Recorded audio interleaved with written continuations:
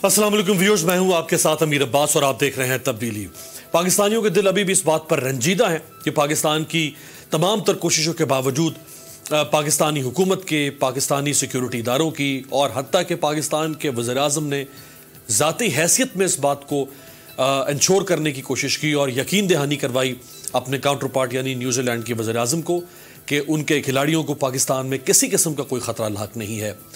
4000 police security के लिए deploy की गई, एसएसजी कमांडोज डिप्लॉय किए गए, इन्फेंट्री डिप्लॉय की गई, रास्ते बंद कर दिए गए। 4 माह से न्यूजीलैंड की सिक्योरिटी टीम पाकिस्तान में मौजूद थी।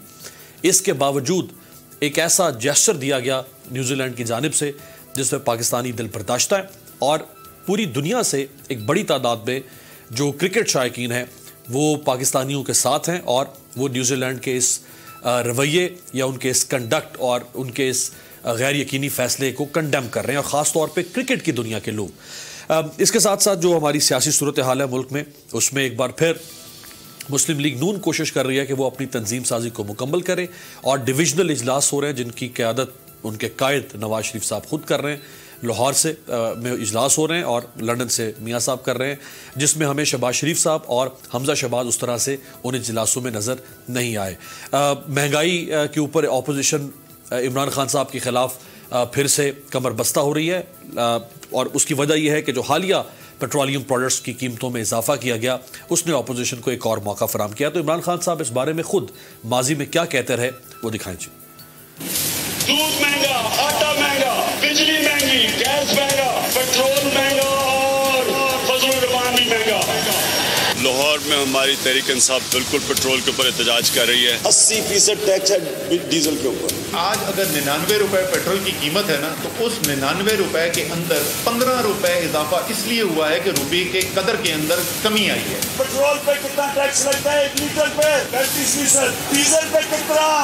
1 लीटर पे टैक्स लगता है 50% टैक्स। जब आप अवाम पे टैक्स लगाते हैं गुर्बत बढ़ जाती है। मैं बार बार लोगों को कहता हूँ, सोचे जितना टैक्स लगता है अवाम पे, अवाम के पास खरीदने की कुव्वत कम होती जाती है, लोग गरीब होते जाते हैं, छोटा सा तबका अमीर होता जाता है। आप नीचे करें, डीजल की कीमत नीचे करें, मौलाना फजल रहमान की कीमत नीचे करो। टैक्स फिर भी नहीं इकट्ठा हो रहा और वो टैक्स इकट्ठा नहीं हो रहा, उसके लिए अवाम के ऊपर लगा दिया टैक्स। ये जो डीजल और पेट्रोल की कीमत बढ़ाई है अवाम देगी बेचारी। सुबह तेल की कीमत बढ़ी है, पेट्रोल की कीमत बढ़ी है, इसकी बराह रास्त जिम्मेदारी जो है मियां नवाज शरीफ और इसाक डार की माशी पॉलिसी। लोगों के ऊपर सारा बोझ डाल रहे हैं। पेट्रोल और डीजल की कीमतें बढ़ा दी हैं फिर से। पेट्रोल के ऊपर 20% टैक्स देते हैं आप। ये टैक्स अवाम के ऊपर, आम लोगों के ऊपर पड़ता है, ये गुर्बत कॉज करती है। जब एक क्रिमिनल सिंडिकेट ऊपर बैठा हुआ है तो मुल्क का यही हाल होना था।